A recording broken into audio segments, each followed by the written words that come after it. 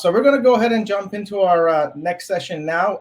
We have with us today Binatush Das and Likita Jagdish of MIQ, and they'll be talking about data engineering and advanced TV, tapping into the rich deterministic viewership and cross-device data. Bitanush is the lead engineer at MIQ, managing the data engineering team and responsible for building scalable big data solutions in pragmatic media buying and ad tech space.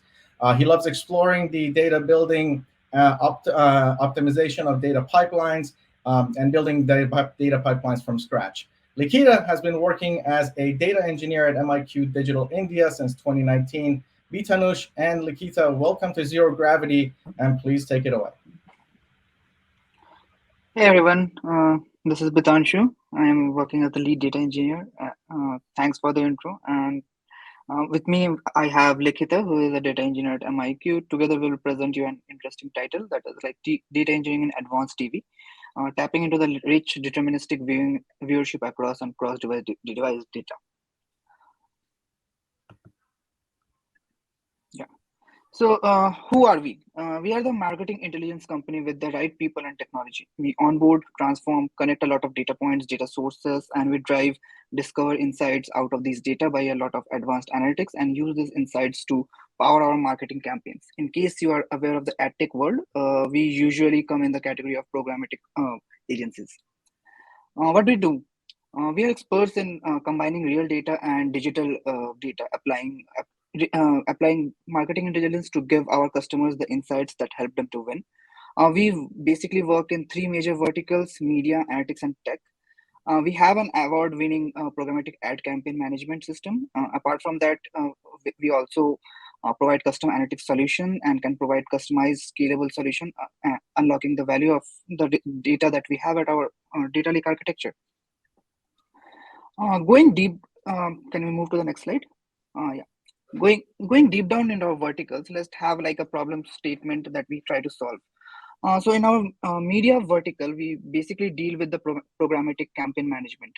Taking a basic example, our advertising agency may be launching a new product, and they want to increase the engagement of the product by X factor within 1 month. The media vertical at MIQ would start launching the ad campaigns for this. Then the analytical vertical will leverage this data, build analytical solution on top of this data. These solutions can be customized or generalized. We provide insights, prediction to drive the ad campaigns, and then finally increasing the engagements as a whole. A team of business analysts and data scientists and data engineers are responsible for maintaining this analytics vertical. The third vertical comes under technology, that is under tech, which is a technology heavy vertical. It builds and maintain infrastructure, platforms, solutions, onboard data for both in-house and clients. Moving on to the next slide. So the media vertical that's responsible for driving the ad campaigns, this leverages our award-winning programmatic media products and services. Some of these products that you can see on the screen that we have at MIQ are also our USPs. These are moments, motion, select, predict, and finally cast. Cast is the product that will be looking, the data engineering architecture will be looking in detail in a few minutes. All of these products that we have developed are unique solutions. They belong to different spaces, and they are built with the help of both data engineering and data science solutions as well as analytics. For example, like motion is basically with respect to tracking activities around a location, trying to target users. Predict is a performance tool, which is basically creating innovative solutions around the DSPs, the ad technologies that exist, and so that we build the right product and services, and we can target the right customers. Yeah, moving to the next slide. So this is our daily scale of data that we handle at MIQ. We ingest almost 34 terabytes of data daily. We have been in this field for like last 10 years. In these 10 years, we have served 90 billion plus ad impressions. We have around 750 million users who we target using our targeting platforms. We have developed over 7,000 custom activation strategies.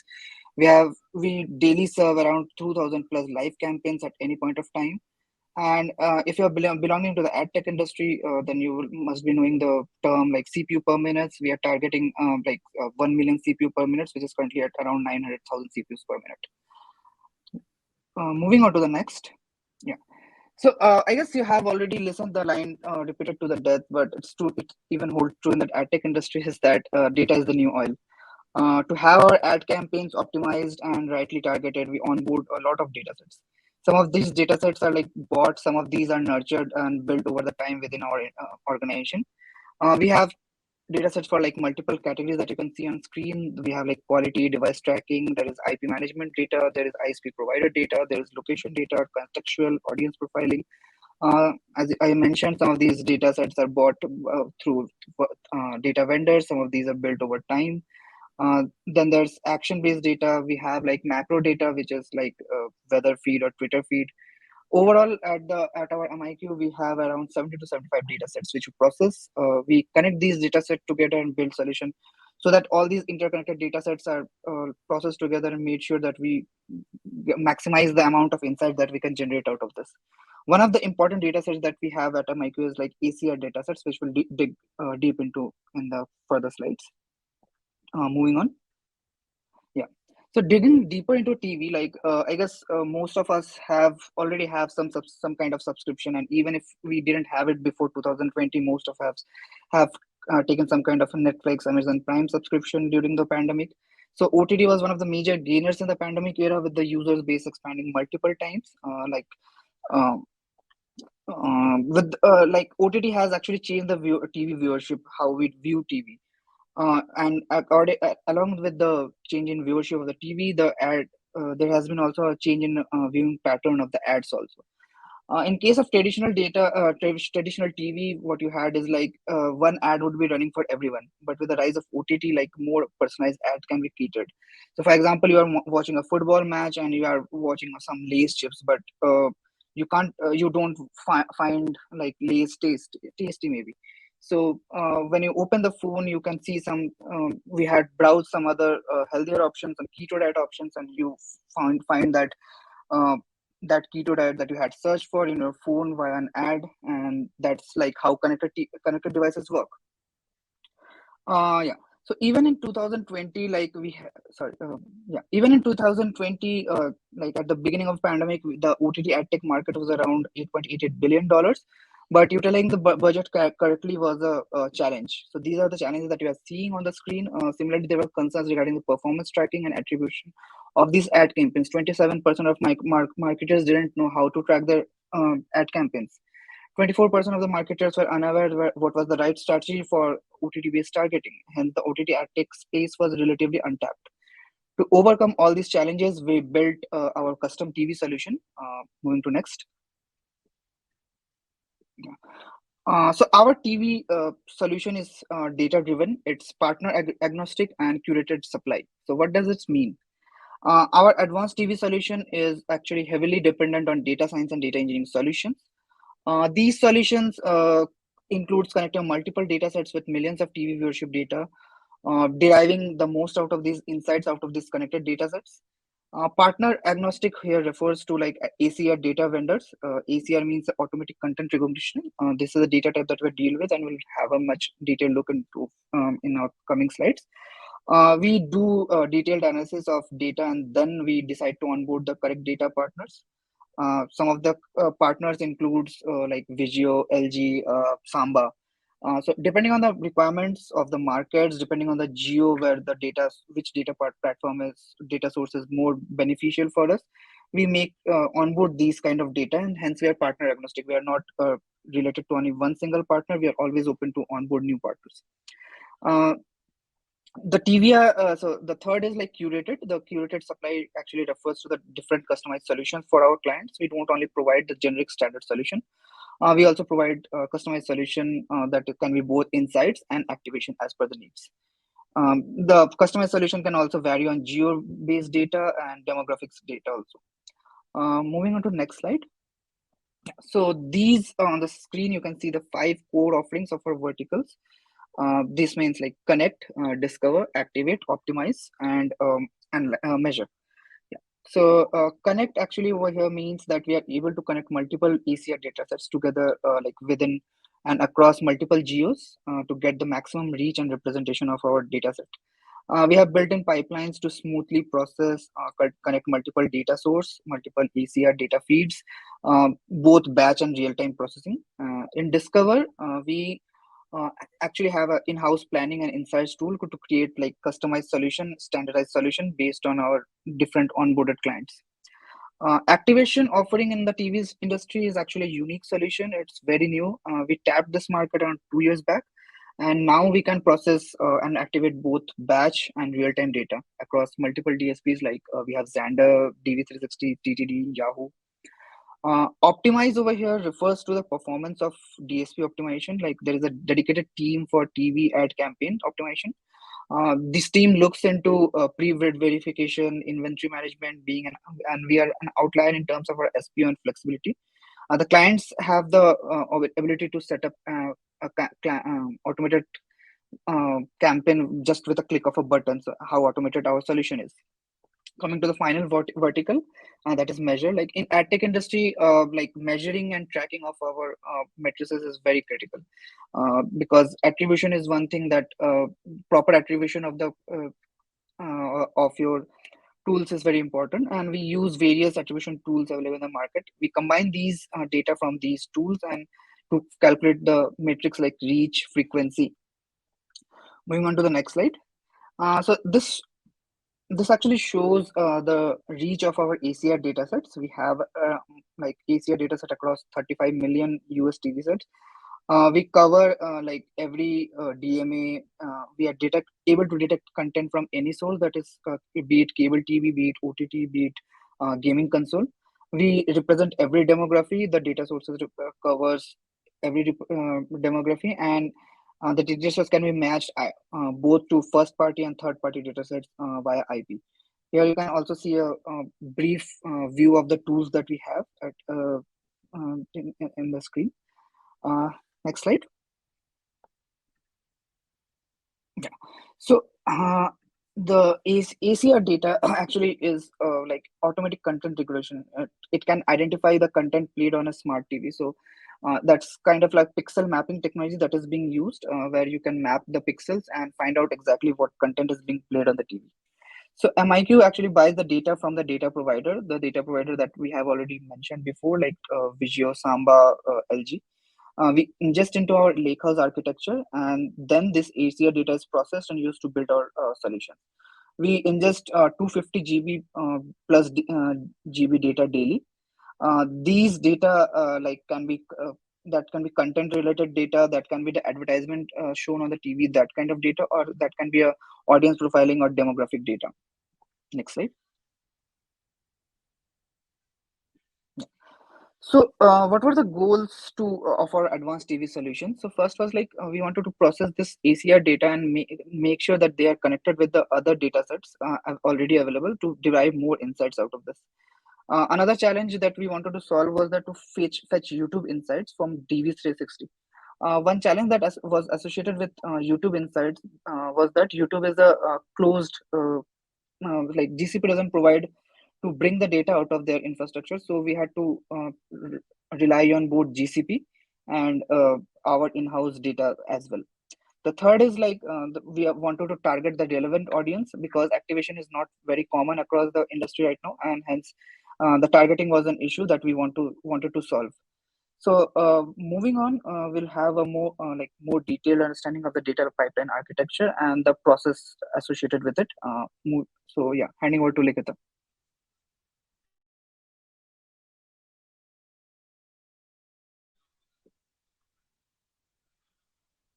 Hi, Likita.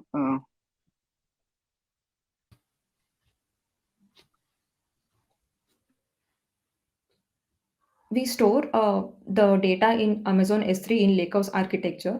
So we ingest all the DSP data, that is the Trade Desk and the App Nexus data in S3 locations. And also we ingest the ACR data, that is the third party data, and also in the S3 location.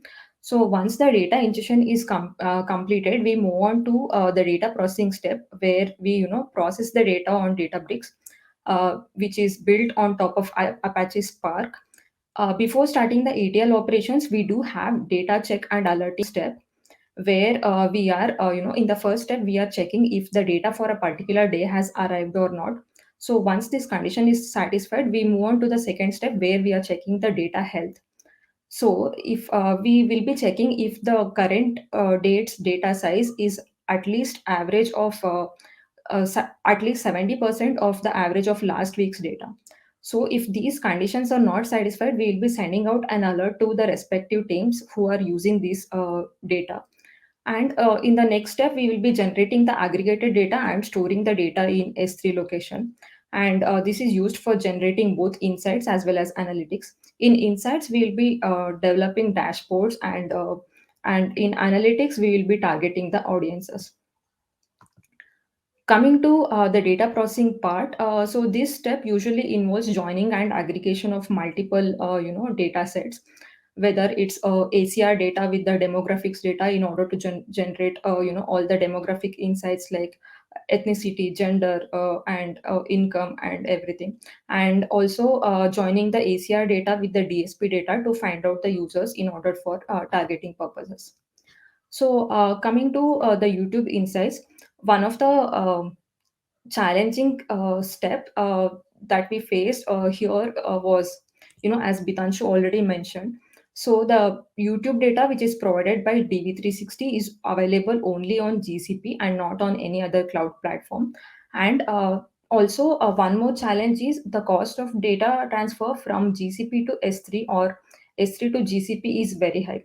So in order to overcome these two challenges, what we are doing is, first, in the first step, what we are doing is we are joining our ACR data with the DSP data, and that we will be, joining only the uh, data for which the users have requested.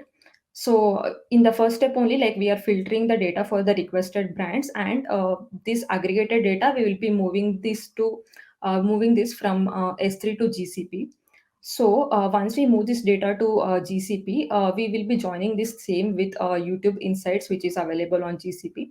And once we join these data, we will move back the data from GCP to S3. So by this way, one part of the data processing is done on GCP and other part is done on AWS. So this way, there is less data being transferred, and also the YouTube insights are now available on S3.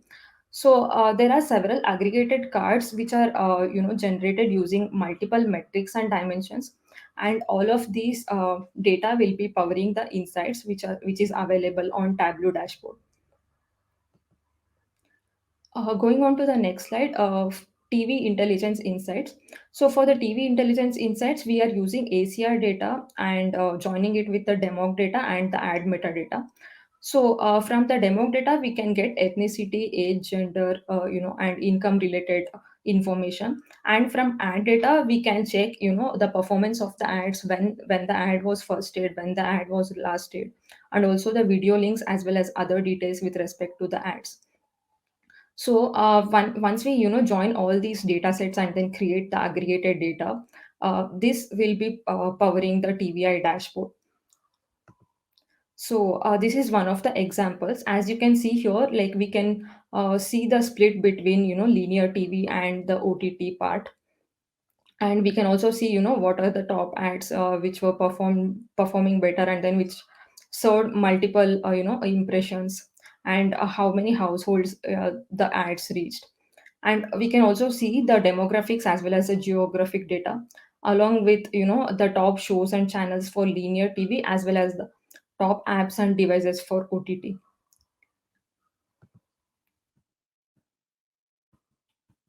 So coming to the activation part, so we have two types of activation, as Bitanshu already mentioned.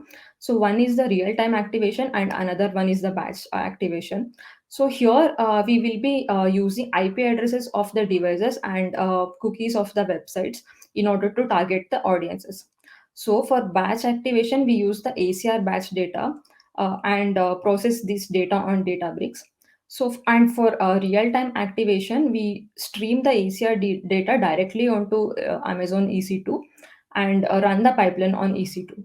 So we chose EC2 because of the size of because the data size of RTA is like very less, and we usually need like 24/7 running cluster for the real-time activation. So that's why we chose EC2. And in the last step, whatever the IP addresses and cookies that we got, so we will be using them and hitting the APIs of these DSPs, that is the Trade Desk, AppNexus, and Yahoo. So we hit these APIs with the respective, IP addresses and website cookies in order to target the audiences. Okay, coming to the data preparation challenges that we faced. So initially, when the number of brands or the number of requests that we got from the users were like very low, we had not seen any issues in the pipelines. This was because, like, most of the data was filtered out during the first step itself. But as the number of brands requests like increased exponentially, we started facing many scaling problems, and high runtime, and also had multiple pipeline failures. And due to this, we had to do multiple backfillings as well. And due to the processing of massive data, it also resulted in cost spike, and also in high runtime. Initially the pipeline used to take around 3 to 4 hours, but then once the brands started increasing rapidly, the runtime went up till 9 to 10 hours.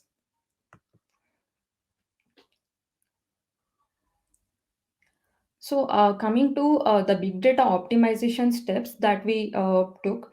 So, the first and foremost step is to get the basics right, which means whether it's a data set, we have to include we included a pre-processing step whenever we are using large data sets.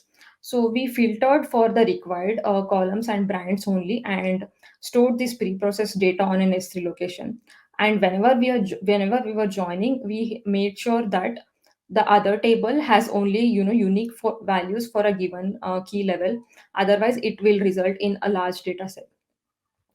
And one more thing we did was using broadcast join.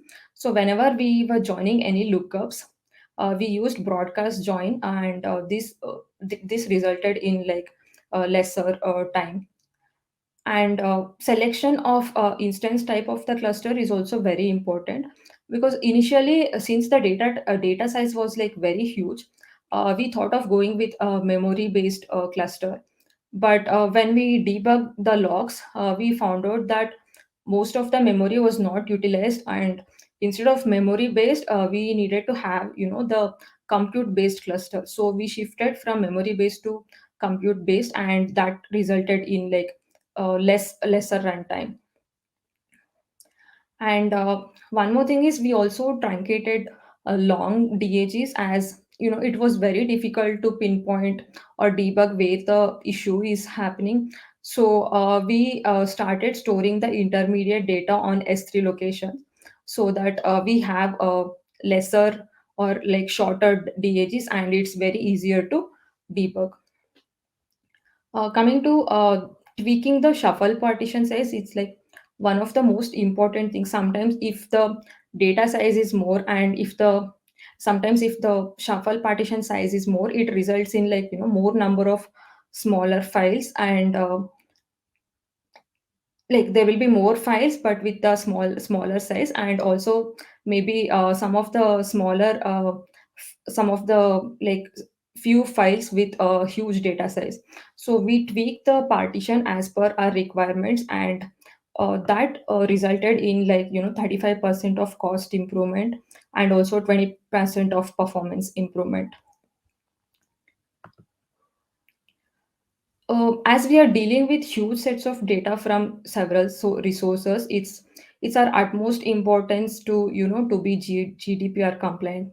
So whatever the data that we are using for insights generation purpose, we are not using any PII data there. So we hash all the PII columns using hashing algorithms like SHA or MD4, and we store this data in our S3 locations. So for all the insights generation purpose, we will be using this process data like the hash data. And since the clients and the other users have access only to these insights dashboard, we are not sharing any of the PIA data with them as well. And for activation purpose, as you saw, like we are using cookies, and then device IP addresses. So since those are like raw data, we are using activation purpose in like only in a restricted environment. So the data which is used for that is also in the restricted environment, and the pipelines which are getting executed are also in a restricted workspace, where the users will not be having any access to read the PIA data, but we can also but we can just see the count of data. So yeah, with this, we conclude our session. Uh, Thanks for the opportunity, and now we can move on to the Q&A. Fantastic presentation, both of you. Very insightful. Let's take some questions that came in through the chat. First question is for organizations that are looking at your architecture and also want to automate their data pipelines. What are the first 3 steps that they should take? I would take this one. So basically, first is identify the right data source. So as I mentioned, is like we do a POC on the data source before onboarding them. It's as we have seen that the effectiveness of a data source also vary from geo, and hence it's most important to identify the correct data source. Then we have to identify like what is the processing system that we want to use. Like, is it going to be a Spark engine? Is it going to be a Hive engine? What are the benefits associated, and how we'd like to save the output? What are the output columns that we want? What is the output file systems? Would you go for a text file? Would save into Parquet file? How would like to partition this data? And what is the like time frame that we are looking for? Like, do we go for a more cost optimized processing? Do we go for a more like time-based optimized processing of data? That's I think the first 3 that we decide. You mentioned time optimized data. So what is, when it comes to media analytics, what level of data latency is typically found to be acceptable? And I guess that may be use case dependent. Yeah, so there are 2 types of data latency that like we receive that data as batch ingestion. Also, we receive the data as real-time ingestion also. So batch ingestion is like 1 day delay. Some of the data sets can be actually 3 to 5 days delays, because as I mentioned, there is a like in ad tech industry, there is a lot of challenges regarding that how to attribute the correct data provider. Hence, like sometimes the data provider actually verifies which is the correct, are you attributing them to perfectly. So that's why the delay can be up to 3 to 5 days. So in case of batch processing, it's like a 24-hour delay before users is seen and targeted. In severe like critical cases where real time is more important, for example, a live soccer match, you want to target audience. In those cases, it's like the target audience can be targeted within a few seconds or few minutes. And the next question here is, and we only have about 2 minutes left here, so maybe time for 1 or 2 more questions. We saw that you're pulling data from ACR, Trade Desk, and AppNexus. Are there other external sources or other types of data sources that you're pulling in or ingesting from and combining that together in a single environment?